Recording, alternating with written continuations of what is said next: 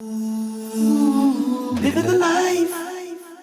Our first guest tonight, Azmina Govindji, an award-winning nutritionist, which is what we need tonight. I certainly need it, and a best-selling author here to help us to get in shape. So let's say welcome to Azmina. Assalamu alaikum. Welcome to Living the Life. Hey, Azmina.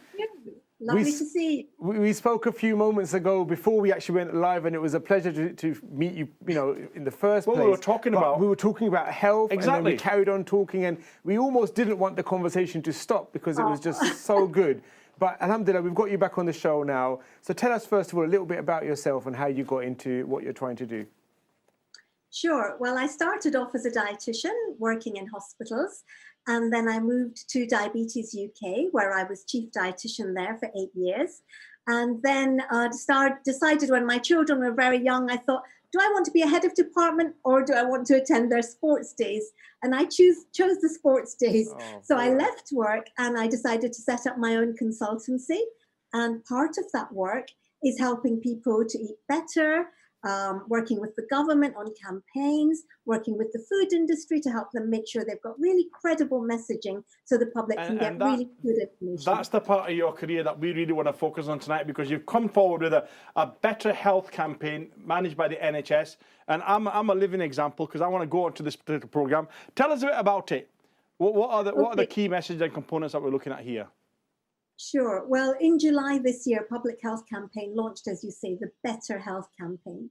And the reason for this is that we know that when you are more obese, you're more at risk of COVID-19. And unfortunately, obesity is high within our own communities. So, for example, more than 16% of Asian men and more than 23% of our women are obese. So we really have to do something about this. Absolutely. And the other concern here right now is that, well, Brother Naeem is going to be absolutely fine, inshallah, but it's the coronavirus that's out there. And we know that those who are healthy have a stronger chance of fighting this horrible, horrible virus. And those that are obese are more, likely to be harmed by it. So it's the best time, isn't it, in fact, to get in shape and to focus on what you're eating and live more healthy. Absolutely. We have got data to show that if you are obese, you are more likely to be seriously ill and admitted to hospital and more likely to be in intensive care and even more at risk of death. So really, if within our families, within our community, we know that our BMI, body mass index, is higher than 23, which is a lower cutoff point than the rest of the UK population. If it's higher than 23, we really need to be doing something about it. But Azmina, look, let's get practical. Come on. Food is part of our culture, it's our heritage, it's our lifestyle. How on earth can we ask generations, literally, right? I went to Mum's at the weekend. She's like, Beta kuch nahi hota hai, you'll be fine, your weight is... No, don't worry about it, just have those pakoras. How on earth are we going to make that change? It's such a good question because food is so much part of our culture, our lifestyle. Like you said, well-meaning mum and grandmum put second and third helpings onto your plate. For me, it's about small, realistic changes that we can all make. Sure. For example, instead of having just a meat curry, add a handful of dal into it. When you're making your rice dishes, add some vegetables. We know that vegetables and dal are lower in calories, and therefore you can start to cut down the calories in your portion size. But we're talking about rice. You love rice? I love rice. You love it, yeah. Rice is a massive, in whether you're Somalian, Indian, Pakistani, Bangladeshi, it's huge, huge. Is rice an issue generally? So portion size of rice is yes, and type of rice. So if we were all to change to brown rice, you would be having more fiber. It's more filling, so you end up eating a bit less. And if you are cooking even white or brown, as I said, adding lots of sweet corn and kidney beans and vegetables to it mean you're getting less rice on your plate and more veg. So eat it, but think of ways to cook it better. That's a really good tip, actually. Yes, just replace it with some nice vegetables and, and also I think the other tip, we were talking about this earlier as well, Naeem, is use smaller plates. Sometimes you have a large plate. Yeah, but you just go for extra fillings. No, slightly smaller plate, and you're not allowed seconds. That's another good tip. But speaking of tips, what would you say, if you can give us 3 quick tips to have a better, healthy eating lifestyle, what would they be, Azmina? So I'd say watch your snacking. And if you do need to snack, think of healthy snacks like roasted chana, yogurt, fruit, a handful of homemade popcorn flavored with chili and lemon. So one is watch your snacking. The other one is watch your portion size. So when you get your plate, fill half of it with salad. Then you've got a quarter for your meat or your curry and a quarter left for your rice or roti. That automatically cuts your calories. And the third one is to measure oil with the tablespoon. So whatever you're doing, just measure it and gradually try to use less oil and ghee in cooking. I mean, that last one's, I've just started cooking for the first time in my history. I'm 56 now. I've never cooked before in my life. The lockdown and the guys I stay with when I'm in London, we start, forget the tablespoon, we just pour it in. We don't think about that. That's but look, what would be the ideal kind of things to eat at breakfast, lunch and dinner? Give us some examples. Okay, well, breakfast, I think a high fiber, low sugar breakfast cereal. You can add banana to it, use semi-skimmed milk. That's fine. For lunch, you can have a jacket potato or even some roti and some dal if you wanted to. Just don't put the butter or ghee on the roti. But that takes away the taste. Oh, come on, Azmina, where's the fun? I knew you were going to say that. But you know what? If you can't eat it without the ghee on top, just have a bit less. I think this is not about drastic changes. It's those little steps you can make. And what about dinner? What about dinner? And then dinner, what would you normally eat? Oh, well, I'm going home tonight. We're going to have roti and dal, I think, or maybe roti and, I don't know, somebody else is thinking about making something. Let's see what happens. Yeah. But it'll probably be roti and something. So that sounds great. Roti and dal or roti and some veg curry. Make sure you have salad on that plate too. Fill it up. And maybe some natural yogurt. And you've got a balanced meal. And look, what about the idea of eating breakfast like a king, and then lunch like a pauper, a prince, and then dinner like a pauper? Where does that fit in? It's good advice, but do you think you could do it? To be honest, I'm not really hungry in the mornings, and that's the problem. It's normally about brunch time before I really fancy something, and then the dinner. And then look, what about the other issue? I mean, Majid, my producer, is also saying in my ear, or do we have to have 3 meals? Can't we just go by 2? But the other issue is, what about snacks? Because I end up staying quite late, either it's work or Netflix or whatever, and you end up munching away, and then you're up to the fridge and a bit of ice cream. What about snacks? Because that's a big challenge.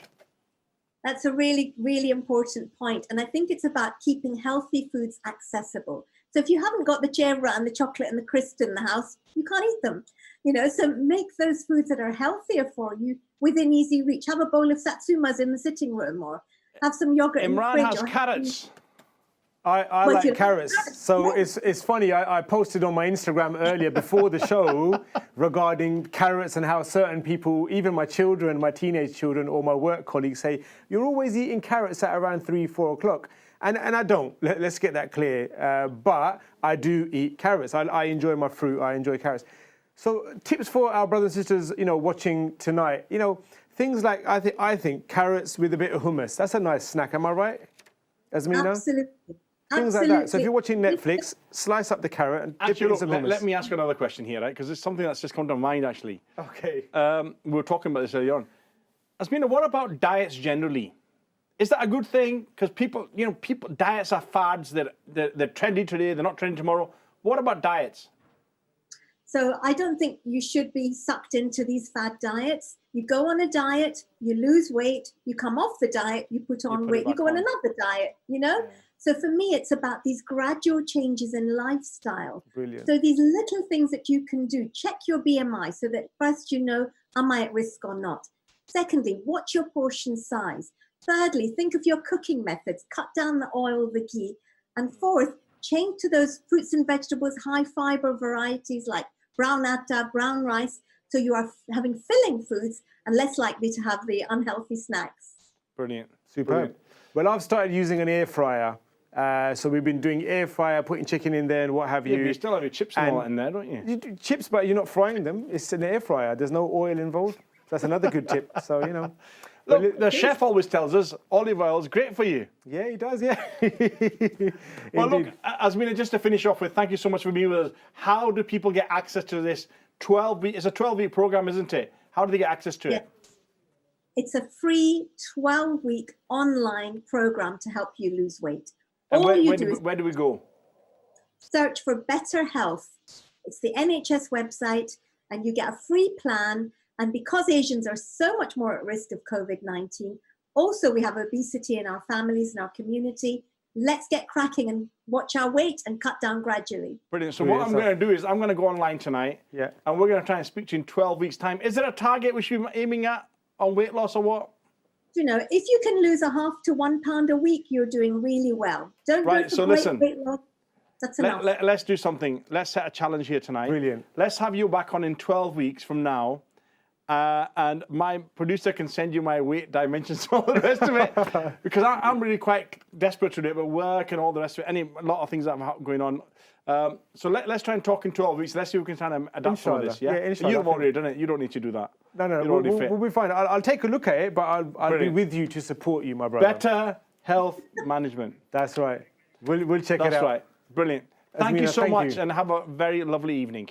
Thank you, Azmina. All the best. Take care. Fantastic. Right, that's a challenge. Yes, it's almost like I'm going to have to change my wardrobe in 12 weeks again then. Well, listen, I'm sure we can all sponsor you and get you a new wardrobe. How about that? All the Islam Channel team will come together for you, inshallah. Now, Qadarallah, we were talking about health, weight loss and all that before the show. We've had Azmina on the show, and she's given us some great tips. Wow. Indeed. Now, our next story, my brothers and sisters, comes from the lotus paddies of Vietnam, where Lotus Silk is proving popular with fashion designers. So let's find out a little bit more by watching this video.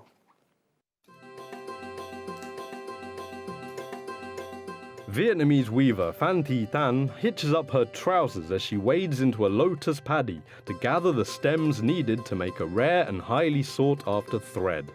Her great-aunt made and sold traditional silk to the French during colonial rule, passing the technique on to Thuan, who started weaving when she was 6 in her village on the outskirts of Hanoi.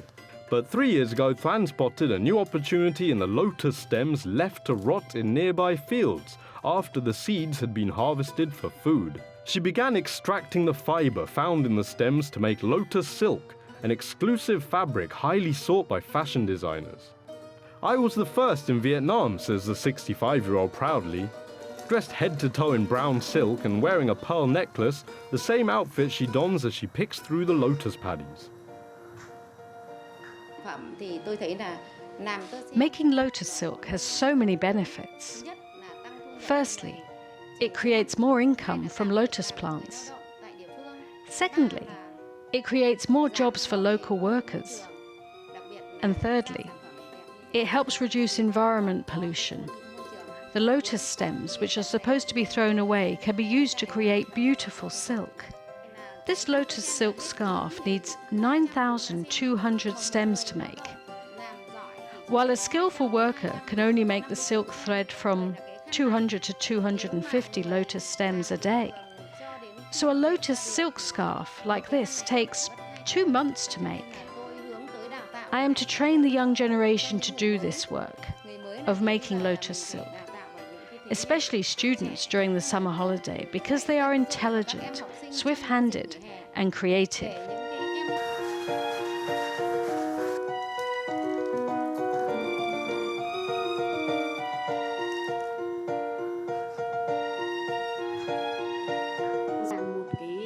To make a product from lotus silk, it requires the workers to have skills, be dexterous and also patient.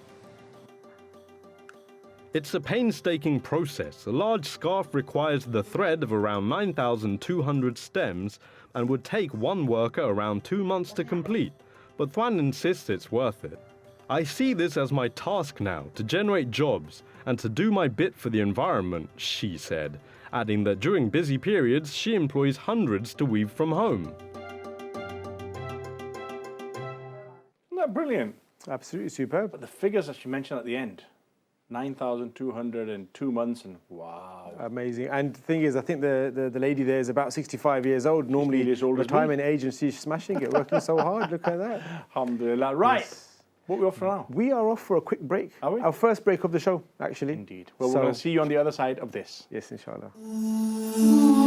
Living the life.